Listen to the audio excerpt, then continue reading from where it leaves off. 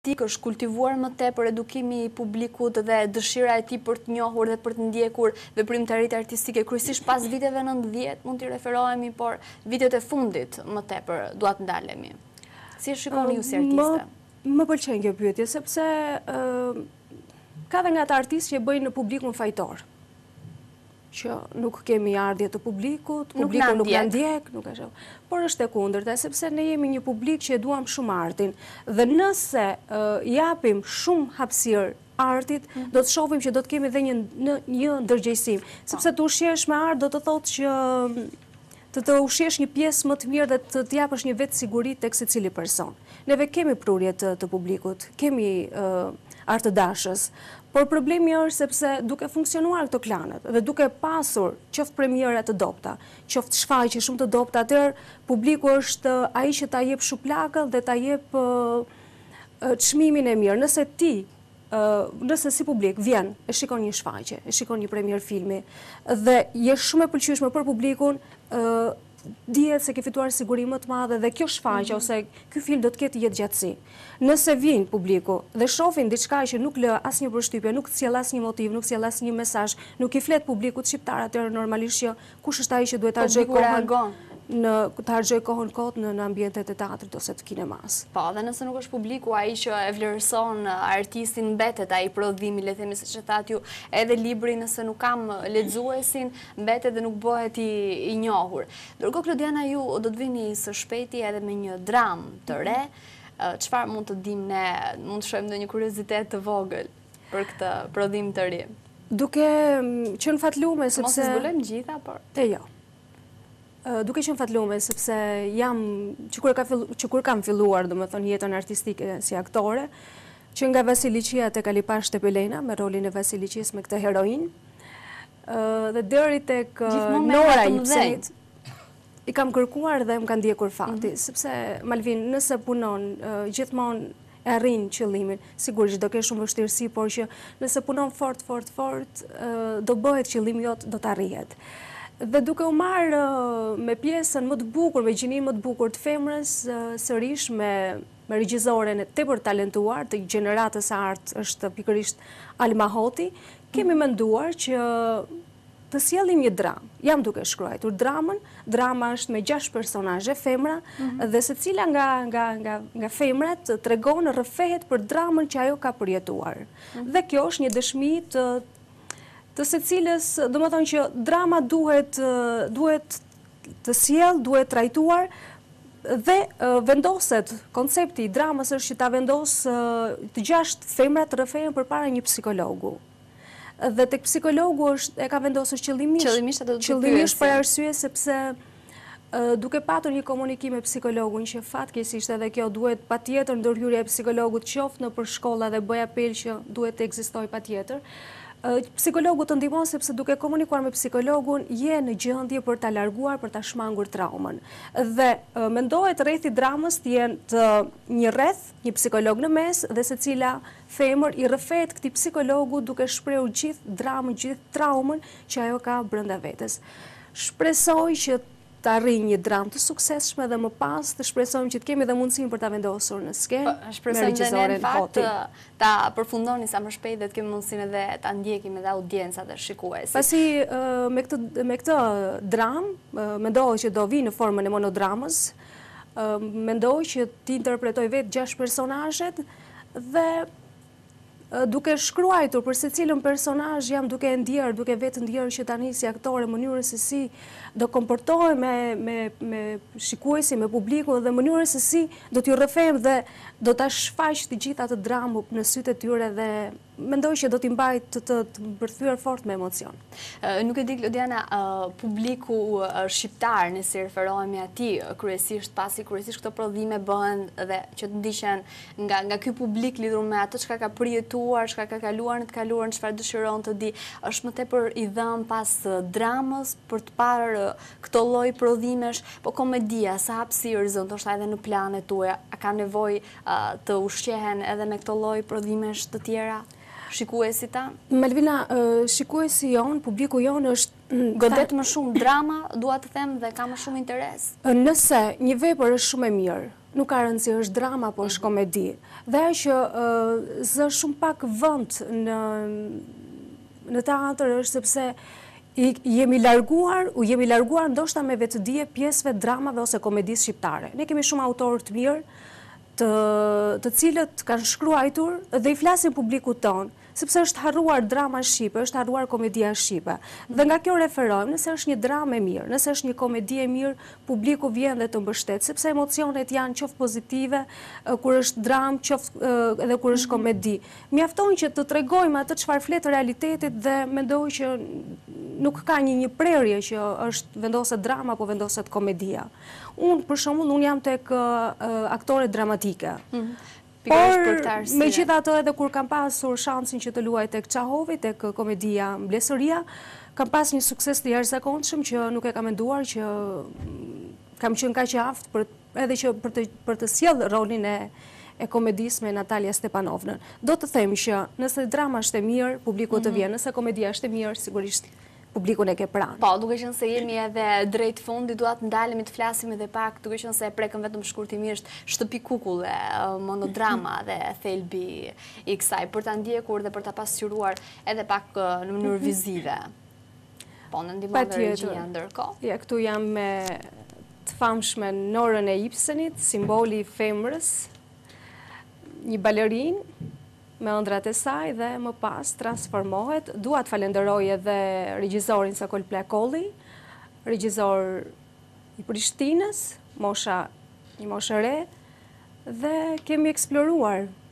Kemi qenë të guximshëm me anë të kësaj monodrame. Ja këtu, imagjino se si shndërrohet një artiste për të qenë dej, një aktor që do të bëjë shumë gjëra. Kthehet në një lëvizje, në një pitbull, kthehet në një femër që përdoret qoftë nga familja, nga shoqëria, kërkon ndihmë, domethënë këtu është në momente që jam duke kërkuar ndihmë, që shikoni çfarë më keni bërë, i tregoj publikut ja se si është ndërruar një femër, dhe është për të ardhur keq sepse femra tek ne, domethënë shikohet në shumë këndvështrime. Pra shkon shumë me aktualitetin dhe me situatën e sotme. Ky është edhe qëllimi. Ky është edhe qëllimi për ta sjellë në këtë mënyrë për të folur, për të ardhur me një mesazh të fortë. Dhe ndihem e mrekulluar me anë të këtij roli dhe dëshiroj që ta vendos sërish në skenë nëse na krijohet mundësia. Edhe shpresojmë që edhe ne të kemi mundësinë ta ndjekim edhe shikuesit që ende nuk e kanë parë Klodiana. Pra kemi folur gjërësisht lidhur me kontributin tuaj, me këto role, pra me kontributin si aktore, si skenariste, kontributi për dokumentarët, për të madhe Nën Tereza, edhe për librin tuaj Pengu. Ka qenë shumë kënaqësi të diskutonim për gjitha këto tematika dhe të flasim për artin. Mendoj se gjithmonë është bukur dhe është e nevojshme të flasësh dhe të edukosh shijet e publikut për artin. Unë ju falenderoj që isha pjesë e mëngjesit tuaj, ju uroj shumë suksese dhe jetë gjatësi, dhe meqense jemi edhe prak festash, gëzuar festat, sepse nuk e di kur do më bjerë më prapë rasti për të ardhur. Do të kemi kënaqësinë me siguri ndoshta për të parë reagimet pas dramës tuaj më të fundit, për të parë reagimet e publikut. Ju uroj shumë suksese, ndërkohë edhe për shikuesit mos harrojnë për librin Pengu, libri i dytë, libri më i fundit i Klodianës. Ndërkohë bëjmë një shkëputje të shkurtër dhe rikthehemi përsëri në studio.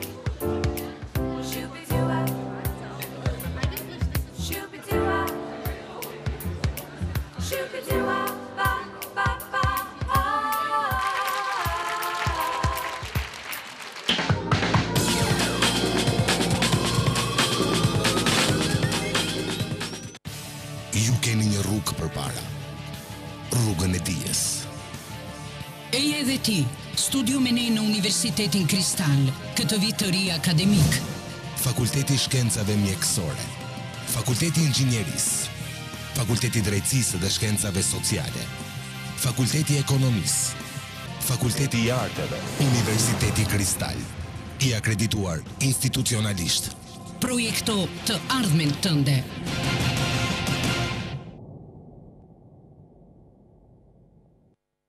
Ju keni një rrugë për të ndjekur. Ju mi pres së bashku me kolegët e mi për të bërë realitet ëndrrën tuaj artistike në Fakultetin e Arteve të Universitetit Kristall.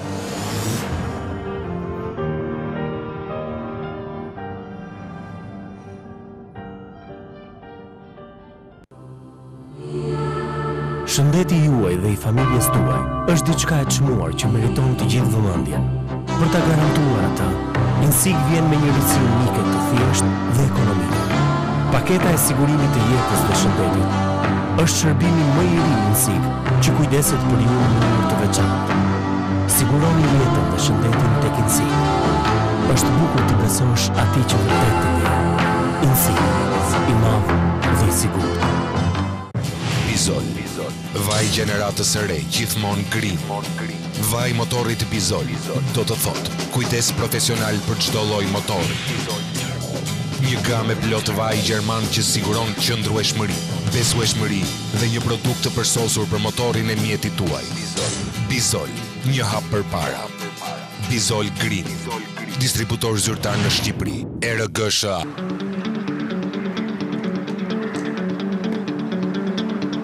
Edhe ti këtu? Normal, garanci për makinën. Mirdita sa litra? 4.000 lekë, më falë, pas ka marruar portofolin. Pa problem.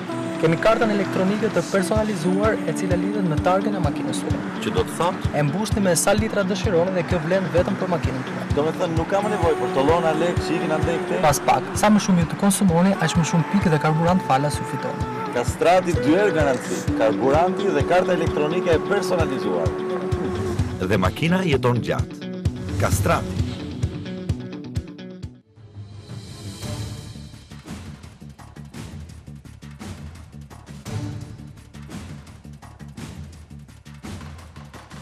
Shqipëria hedh edhe një hap të rëndësishëm përpara drejt anëtarësimit të plotë në Bashkimin Evropian, marrjen e statusit kandidat. Na ndiqni në emisionin më të ri Alternativa Europa, çdo të hënë orë 21 në televizionin Planet, për të njohur më tej me rrugën e integrimit të Shqipërisë në familjen e vlerave evropiane. Nga Strasburgu, Brukseli dhe nga qytetet më të rëndësishme, do të ndjekim këtë rrugë, e cila çon drejt përparimit dhe progresit.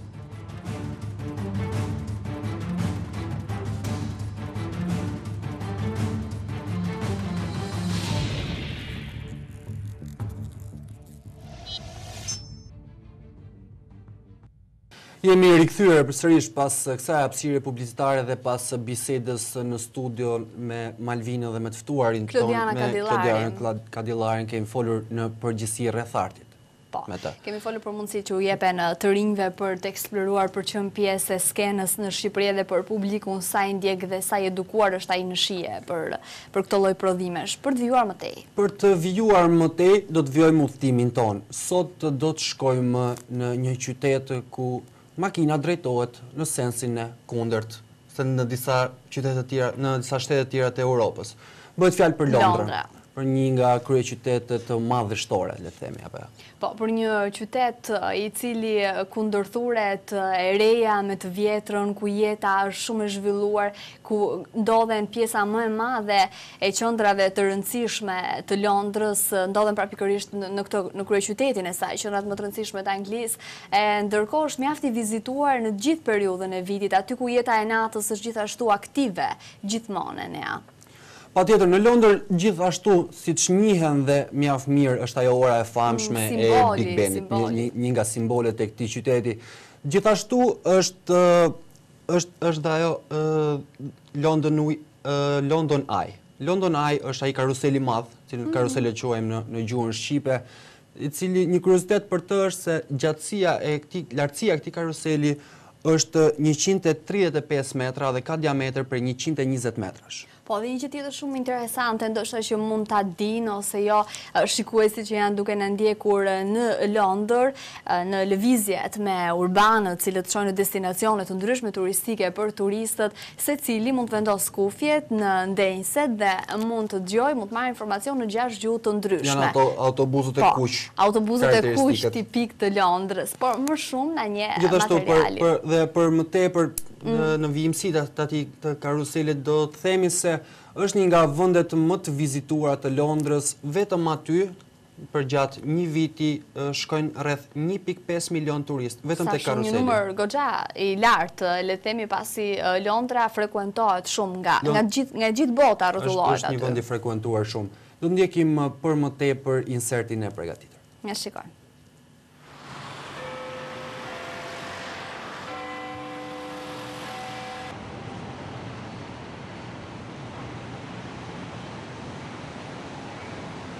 Londra është kryeqyteti i Britanisë së Madhe. Ajo është një nga qytetet më të zhvilluara në botë dhe gjithashtu vizitohet nga shumë turistë, për faktin se aty ndodhen shumë ndërtesa dhe vende interesante, si shtëpia e parlamentit, kulla e Londrës dhe pallati mbretëror. Popullsia e Londrës u rit ndjeshëm në fillim të shekullit të 20. Shumë njerëz u spostuan në qytet dhe udhëtonin me makina ose tren. Qyteti ndryshoi gjithashtu. Ndërtesat e reja u zun vendin atyre që u shkatëruan nga lufta. Në vitin 1939, popullsia e Londrës ishte 8.615.245 banor.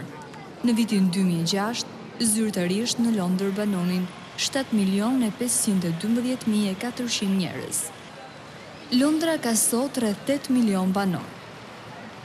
Ajo është qyteti më i madh europian dhe një destinacion i njohur turistik, pasi aty e vjetra me të ren janë të bashkuara së bashku. Londra renditet në vendin e 25 në botë për popullsinë e saj. Gjithashtu ajo njihet për jetën e shtrenjtë dhe numrin e madh të bilionerëve që jetojnë në të. Londra përmban gjithsej 33 komuna. Duke qenë edhe kryeqyteti anglis, Londra është një qendër e madhe për biznesin dhe tregtin. Pas New Yorkut, ajo është qendra financiare më e madhe në botë. Londra prodhon 20% të produktit të brendshëm bruto të Britanisë së Madhe. Kemi të bëjmë me një qytet me histori të gjatë, që daton që prej kohës së romakëve të vjetër. Ky qytet madhështor nga të gjitha anët e tij frymëzon elegancë. Gjithçka është kaq historike dhe e lashtë. Londrën mund ta vizitoni në secilën stin të vitit, sepse klima është relativisht e butë. Nuk ka dimër të fortë, as verë të jetë nxehtë. Shiu është i butë dhe me intervale të shkurtër. Në Londër ka gjithçka për gjithkë. Mjafton të ulesh në ndonjërin prej autobusëve të kuq dhe në mënyrën më të mirë të mundshme mund të vështrosh të gjitha objektet kurioze. Ky autobus zakonisht niset çdo 20 minuta dhe shkon në 3 destinacione. Ka 60 ndenjëse dhe bileta kushton rreth 25 pound për person. Secila ndenjës e ka kufjet ku udhëtarët mund të zgjedhin njërin nga 6 gjuhët. Por ajo që e karakterizon Londrën dhe me çka është i njohur ky qytet në të gjithë botën janë parlamenti dhe Big Bangu. Edhe pse me këtë emër njihet në të gjithë botën, zilja në qendër të qytetit emrin e vërtet e ka The Great Clock of Westminster. Tower Bridge, ura më i njohur e qytetit, ndër të tjera është një ndër